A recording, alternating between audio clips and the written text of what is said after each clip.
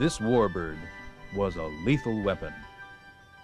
Its main purpose for being, the reason for its existence, was to attack the enemy in the air, on the ground, or at sea. And that it did with a vengeance. It ranked with the fastest fighters of World War II. It was tough, durable, and versatile. It was called the P-38 Lightning.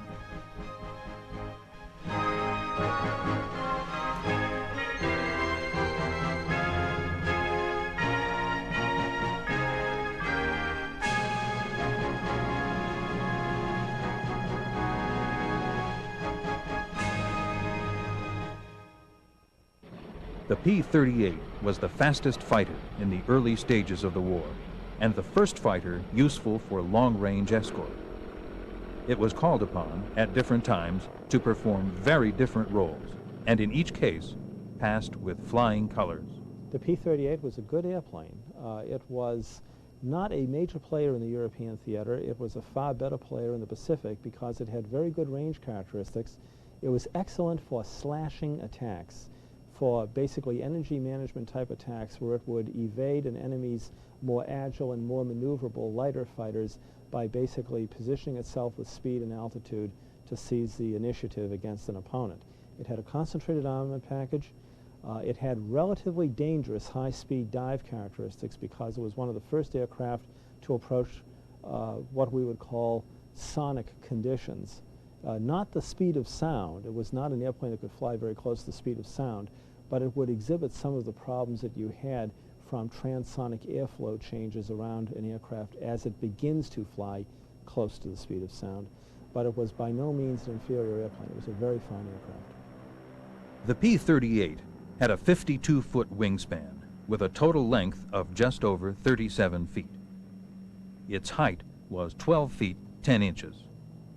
It was powered by two Allison V1700 engines, and it had a maximum speed of 415 miles per hour. It weighed 14,100 pounds empty and 17,500 pounds loaded for battle. With a ceiling of 40,000 feet and a range of 2,260 miles, it could go the distance and deal out a great amount of damage. Where the P-38 really excelled, as I said earlier, was in the Pacific campaign, because there the combination of twin engines, very long range, really served that aircraft very, very well. The highest scoring American fighter pilots flew in the Pacific theater, and the top three all flew the P-38. For that matter, it may have even been more than the top three. There was certainly a number of leading aces in the Pacific theater who flew the P-38. The Japanese were driving toward Port Moresby, one of the few bases still in Allied control. This was just north of Australia. If this area fell, it threatened to push the Allies into the sea. General Douglas MacArthur quickly reset the stage for an Allied offensive. He relied on General George Kenney, new commander of Allied Air, who was reorganizing the 5th Air Force after the beating it had taken early in the war.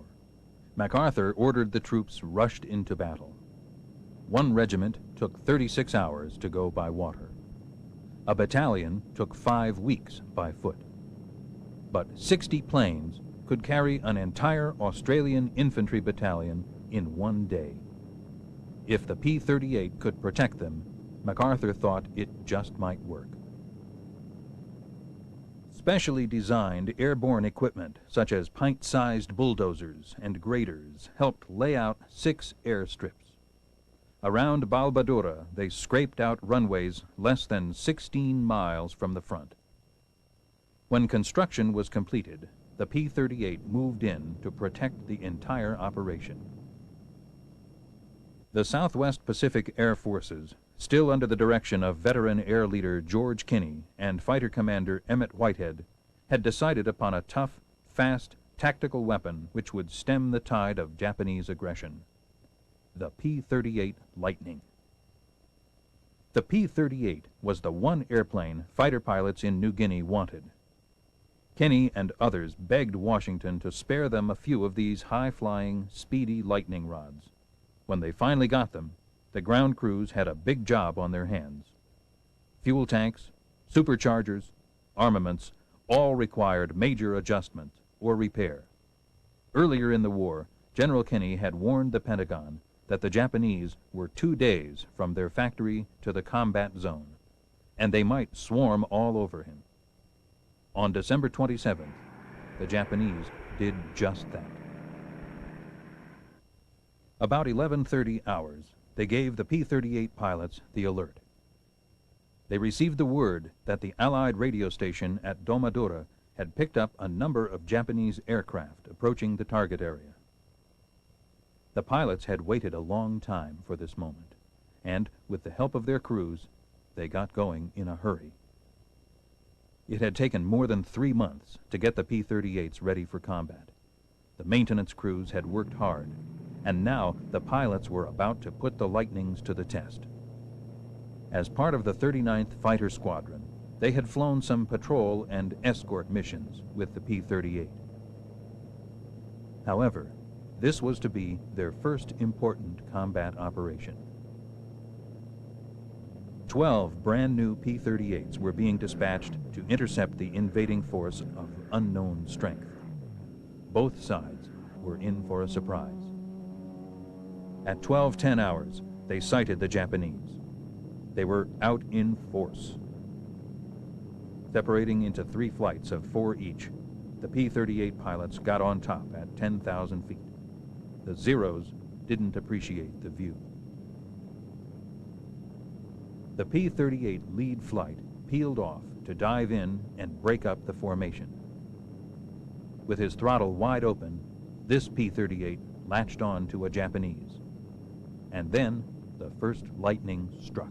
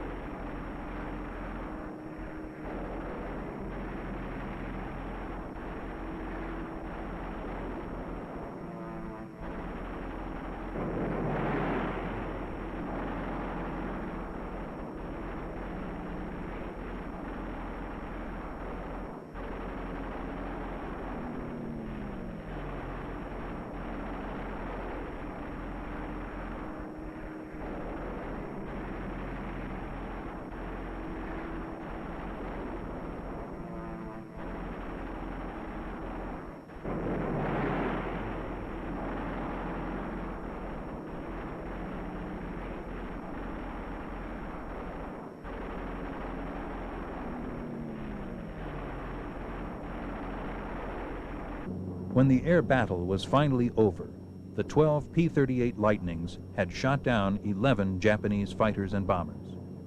This was a dramatic debut for the P-38 in the Southwest Pacific. The tide was turning, but one battle didn't win a war, and one fighter could not do all the work. But the P-38 had proved its worthiness.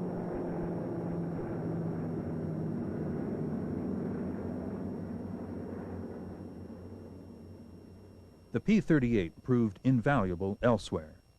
In North Africa, it was used to fight off the Nazis and protect the local population. This rare newsreel from the front in North Africa documents a real dogfight for the P-38 and Nazi Messerschmitt 109s. Every fifth one is a tracer bullet. Street scenes were photographed by a concealed camera and reveal the true and varied reactions of the public during the raid.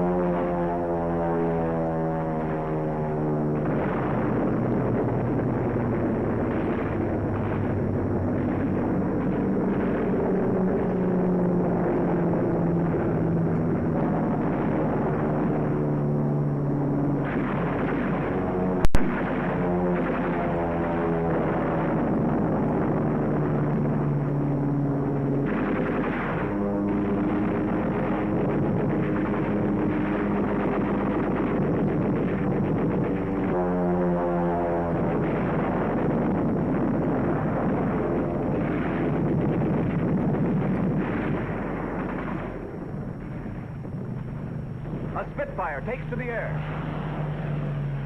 This is one of the Allied airfields in the vicinity of Bow. American P-38 rise to the attack.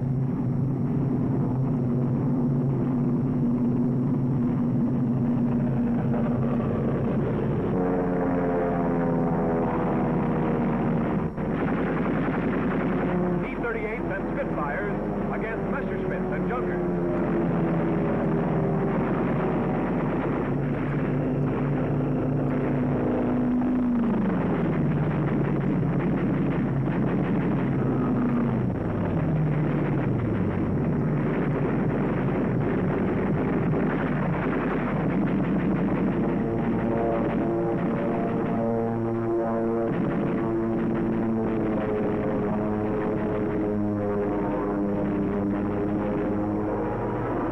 Control.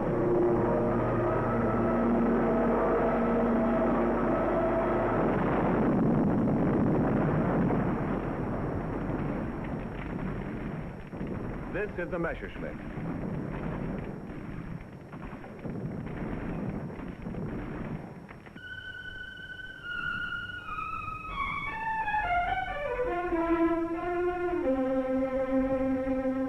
Most of the bombs fell in the city.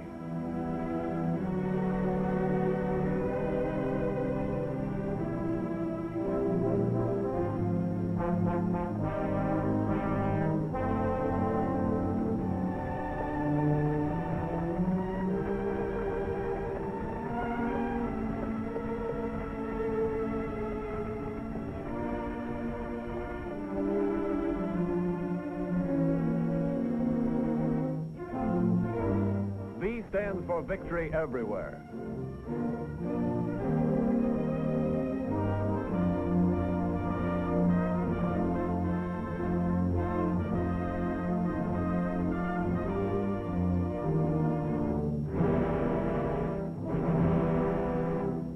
The surrounding countryside is littered with the wreckage of Nazi planes.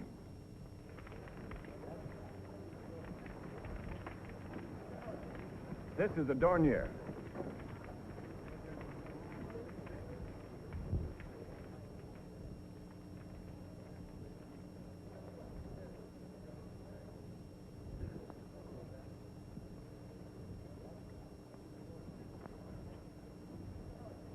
All that is left of a Messerschmitt.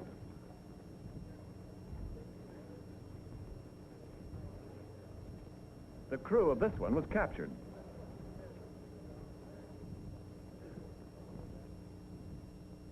The final score, 14 Nazi planes shot down against a loss of 4 of our own. No important installations were hit, and our tank convoy suffered no casualties.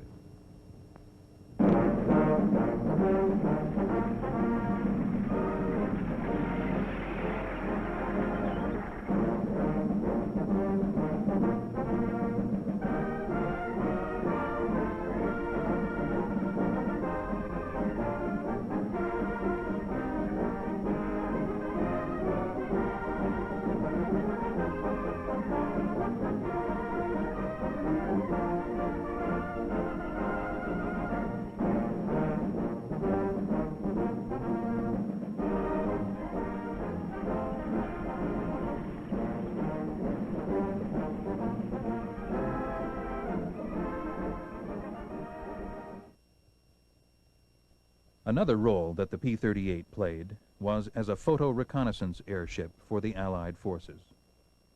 The 17th Photo Reconnaissance Squadron, stationed on Guadalcanal, had an excellent record of supplying the Fighter Command, Bomber Command, and the naval and ground forces with the particular and valuable type of intelligence information that photo reconnaissance could obtain.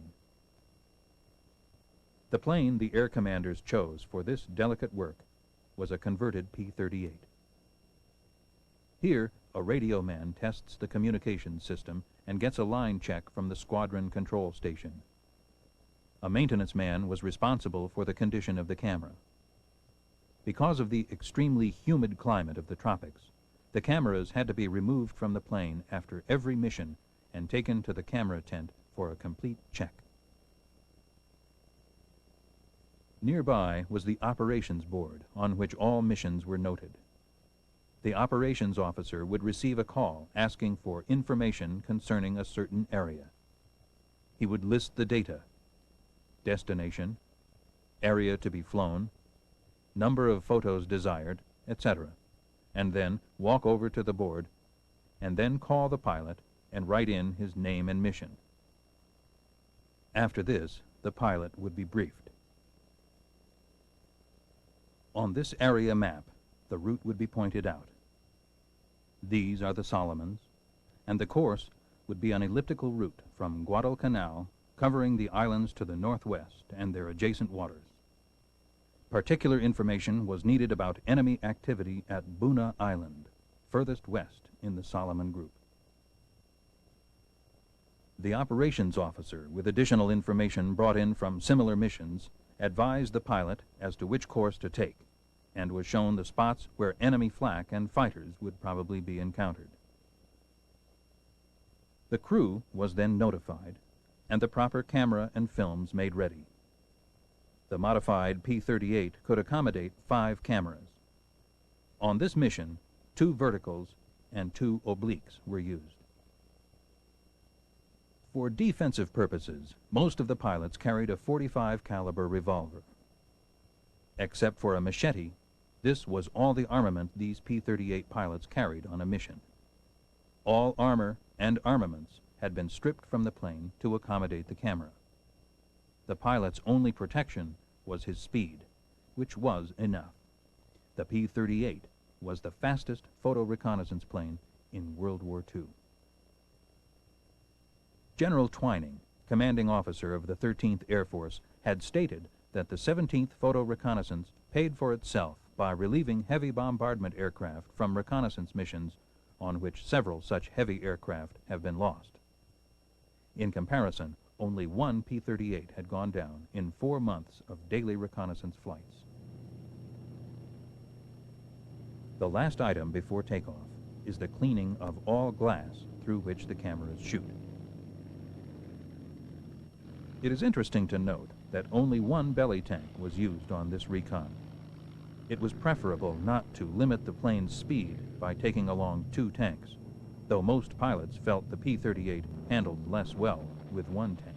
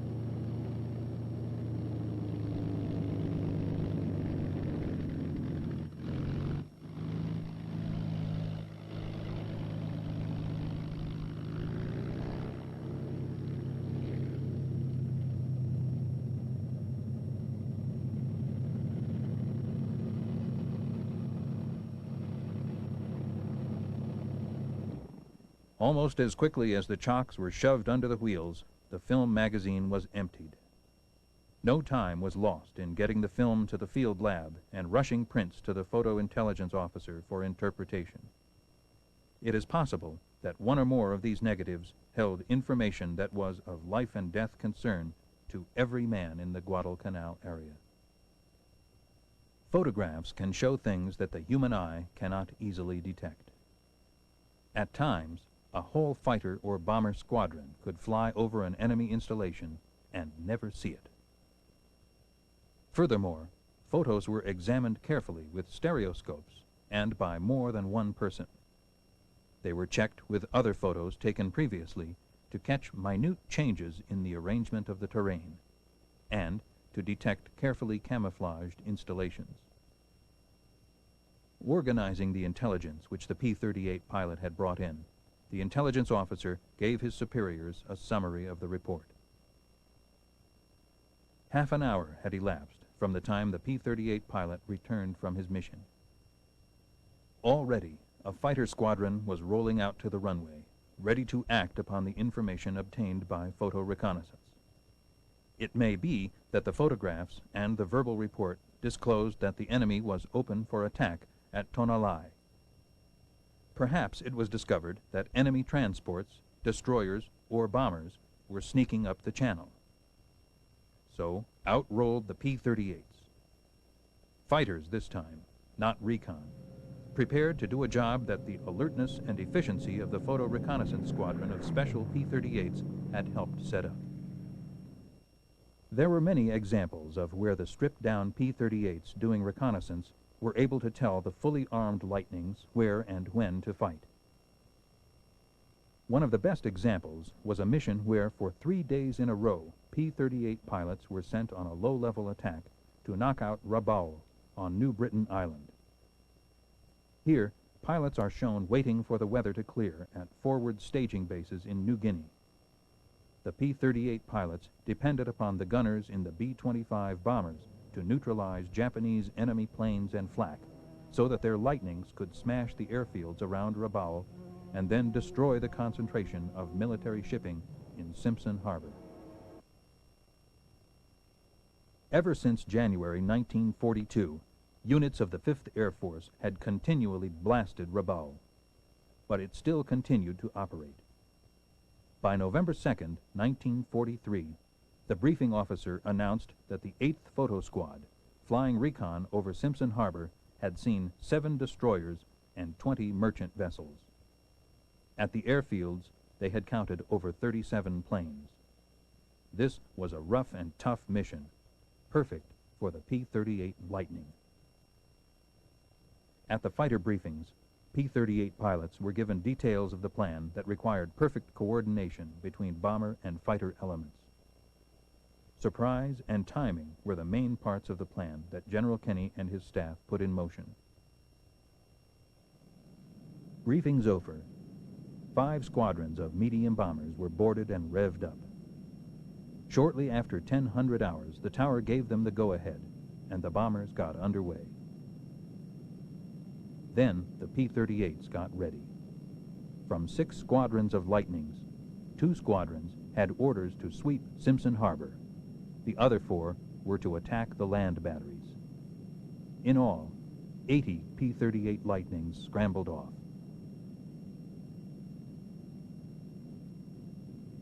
In good flying weather, Allied bombers held their formations as they headed toward Rabaul. Once over the Solomon Sea, the plan went into effect. As the P-38s scanned the skies, they spotted what they were looking for, Japanese Zeros. The Lightnings swept in ahead of the bombers to clear the area. The P-38 could outclimb, outdive, and fly faster than the Zero, a fact this Japanese fighter found out too late. In all, the P-38s bombed 24 Japanese ships and strafed 17 on this particular mission. These pilots claimed 42 shot out of the sky. The cost? 45 American flyers and 17 American planes. In the space of 12 minutes, a formidable Japanese sea and air armada was attacked and decisively defeated. The P-38 Lightning made it possible. After 2 years of war, the Japanese strategic plan had been fatally upset. But the Allies knew the war was far from over. The armies of Japan still controlled much conquered territory. General Hap Arnold told the world, "There are many roads that lead right to Tokyo, and we're not going to neglect any of them." Relentlessly, the Allied attack continued, spearheaded by the P-38 and the striking power of the U.S. Army Air Force.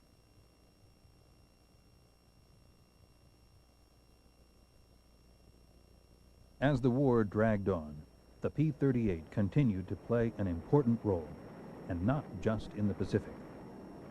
For example, in the famous second raid on the Pusti oil fields in March of 1944, the P-38 Lightning was called upon to lead the fighter attack.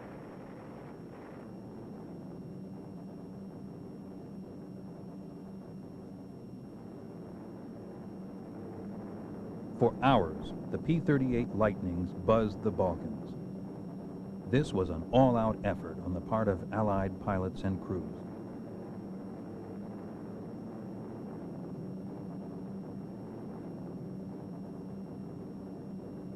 When they got within striking distance, the P-38 pilots climbed to bombing altitude and dumped their wing tanks so that they could maneuver better against the sleek Messerschmitts.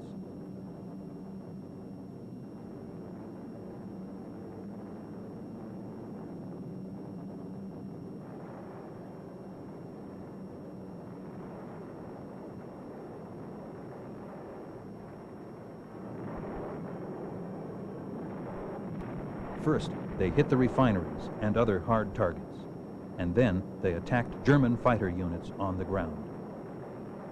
Even with a huge smoke screen put up by the Nazis, the P-38s got through and accomplished their goals. The mission was successful. The P-38 pilots destroyed 29 Nazi planes and damaged 3 refineries. In spite of its success in operations like the Plosti oil fields, some critics and a few pilots worried over the fact that the P-38 had 2 engines. Some felt this was a plus, in case one engine failed. Others believed it would be hard to fly with only one engine, and impossible for the pilot to bail out in case of emergency. You know, there's this old joke in aviation development that the second engine takes you to the scene of the crash. One of the problems you have with a twin-engine airplane is that unless you have a very clean airplane, when you lose an engine on a twin-engine airplane, very often you're almost in a controlled crash type situation. The P-38, under most combat circumstances, when you lost an engine, that was a very serious occurrence. The other problem with the P-38 is that there was an engine reliability problem with those boosted Allisons, and so sometimes P-38s were lost in combat simply because of engine failure. The Army Air Force felt that a 2-engine airplane did not mean that it was a difficult airplane to fly. They believed that the 2 engines were able to give it a wide range of performance and extra margins of safety. For those who insisted that it was impossible to bail out of the 38 because of the twin booms and rudders and because of the horizontal stabilizer span, the Army and most pilots disagreed. They felt that it was no easier or harder to bail out of the P-38 than out of any single-seater fighter. Bailouts were made either by turning the plane on its back and dropping out, or by getting out the left window and sliding down the wing. Pilots were told not to stand on the wing to jump. As any pilot will acknowledge, the object wasn't to bail out of the plane, but to make the other guy bail out of his. The P-38 was a weapon that helped the pilots do just that. It carried plenty of firepower and, unlike the Zero, had self-sealing fuel tanks and armor plating to protect the pilot. In short, the Lightning was tough, rugged, and reliable. Its high-speed performance was well known, but its control at most speeds was equally spectacular from the point of view of performance. If one engine did fail, there was still a workable single engine under the pilot. There was no difference in flight technique with either engine failing. Right engine is dead. Trimming rudder tab. Closing right press-stone shutter and right oil cooler flap. How's about setting the controls for unfeathering? Feathering switch in normal position. Manual propeller switch in fixed position. Right governor control in low RPM. All set and smooth as silk. Nice going. Now circle for landing.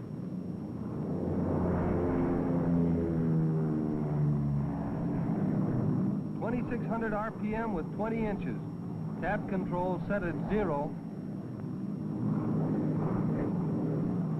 Gear down at 160.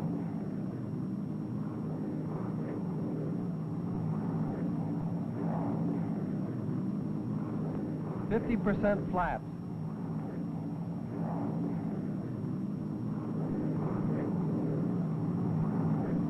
It's in the bag.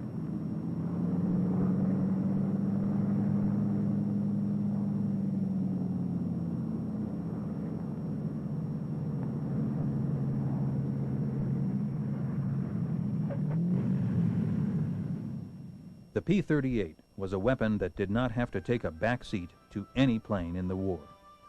It was an effective and versatile fighter that made a great contribution to the war effort, especially in the early part of the air campaign. Other fighters would make bigger headlines in World War II, and other fighters would surpass the P-38 Lightning in terms of reach, power, and armament. But this fighter was called upon to perform many tasks, and in each case met or exceeded expectation. Just ask the men who flew them. They will tell you that it was indeed one of the great warbirds of World War II.